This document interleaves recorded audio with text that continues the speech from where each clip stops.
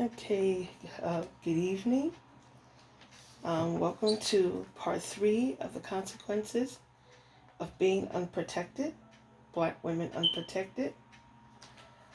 Under Section 107 of the Copyright Act for 1976, allowance is made for fair use of purpose such as criticism, concept, news reporting, teaching, and scholarship, education, and research.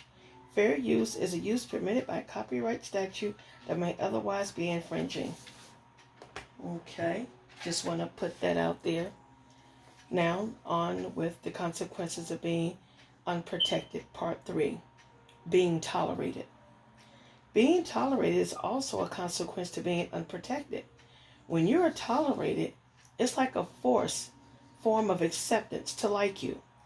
People are being forced to accept you, to deal with you, to hire you, and to be around you, and the like.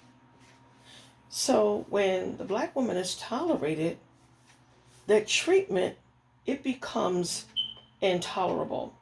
And once the treatment becomes intolerable, people look for a way and means to get rid of the Black woman. They'll use her hair to get her out of the workplace, for example. They will use her skin tone to block her from career advancements. Like, say, if she wanted to be a reporter, they can say, like, oh, she's too dark, that type of thing. Or her hair's too kinky. They can use her looks, her skin tone, her features are used against her. We have laws on the books that were supposed to ensure, quote unquote, equal treatment under the law. But we do know that that is not the case and has not been the case for the last 400 years. Whether it's the Emancipation Proclamation, or Reconstruction or whatever it was or is, then with regards to the women's suffrage, which had nothing to do with Black women, as women like Susan B. Anthony, and others were just as racist toward Black women as they still are today. Black women are also excluded from those movements. They were. So here we are, right down to this present day. Just how Black women are saddled with the consequences of being unprotected. We do not fit the status quo, ladies. So we're forced to be treated in the way that we're treated. When you're tolerated, you're not liked. You're not accepted. You're not loved. You're not celebrated. You're not allied. You are not anything in any shape or form. It's because with people dealing with you, with us, because of the law says that they must.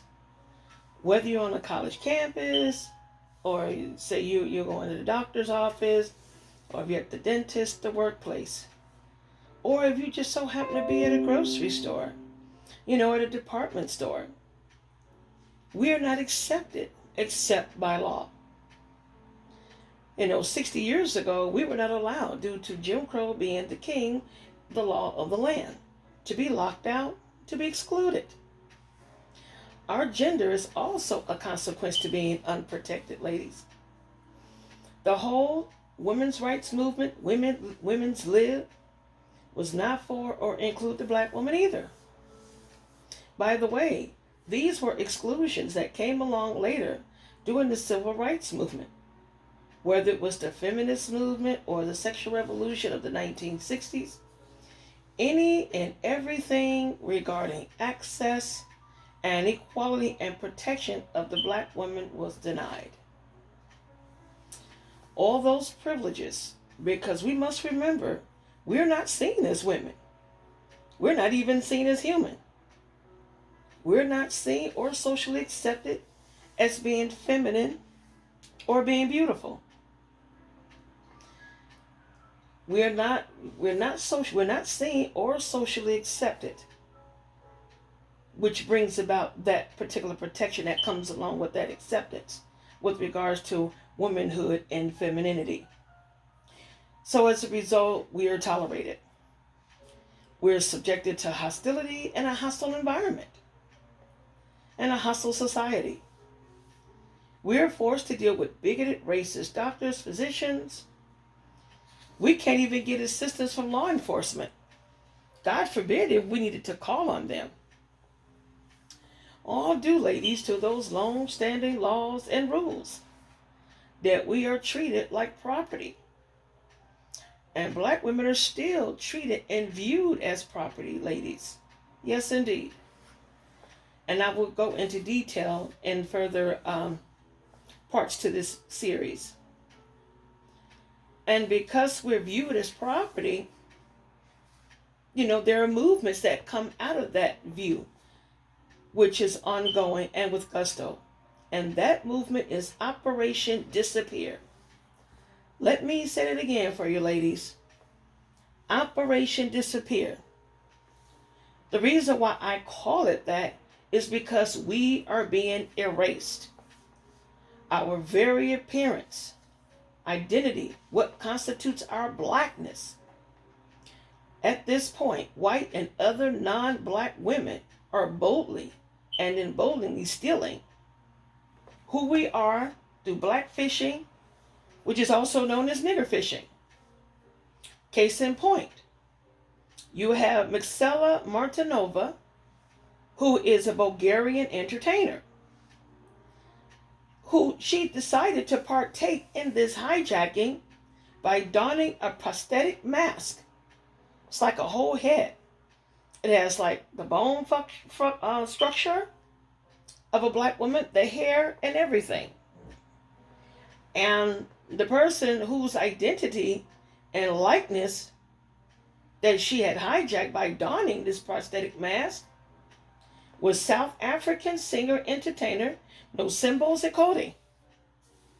She's a South African entertainer, she's a singer. And this Bulgarian entertainer who's white decided to hijack this likeness and the identity of this black woman and performed. And it's all over the internet. The video of her actions performing masquerading as a South African beauty, completely in blackface, kinky hair and all. The theft of black women has been taken to a whole new level as these white women in particular and others who are erasing us before the whole world and are making serious money in doing so. The world is going along with it and no exceptions. 400 years later, and still we are not protected. And the hijacking of who we are, they're taking our beauty, our hair, our skin tone. They're even going so far as engaging in investing in surgical enhancements in order to secure our body type, our bone structure. And this also points to us being unprotected. Because see, when you're unprotected, ladies, we are unprotected. Since we're unprotected, everything about us, everything that constitutes who we are is up for grabs. It's totally up for grabs. And nobody says anything about it. There are no objections to it. No objections whatsoever. And, in addition to these ladies doing this, they're being celebrated for it. If you could believe that. They're being celebrated for hijacking the black woman's phenotype, the black woman's identity, our existence. They're being celebrated for doing this. Not to mention being protected and pedestalized. But here we are, being mocked, being scorned, being attacked for naturally looking like what is being stolen, what is being hijacked, what is being vultured from us. Culture vulture, that's what I call it. It's what it is. Culture identity, culture vulture identity. This has morphed into an industry that we are locked out of when we're the center of it. We black women are under constant attack and void of support of any kind from anyone. Here it is, ladies. In 2021, we are still fighting in the fight for our humanity, for it to be recognized, for it to be respected, and above all, protected. Okay. Us being natural born women whose bodies functions as any other women. But for some odd reason, historically I may add, we're still viewed as different. We're still regulated as different. We're shut down and locked out and boxed into being different. The Civil Rights Act of 1866, which is the 14th Amendment of the Constitution of the United States of America, was to be a quote-unquote guarantee for black people, which includes black women, I might add, since we're so excluded. And that's why I use this language. To be granted equal protection under this amendment, under this law, under this Civil Rights Act. But when you look at our current condition, and when you examine it closely, ladies and gentlemen, if any gentlemen are listening, our current condition clearly shows that such quote-unquote guarantee is clearly in name only. So if you like the video, ladies, please like and subscribe. This series, The Consequences of Being Unprotected, will continue.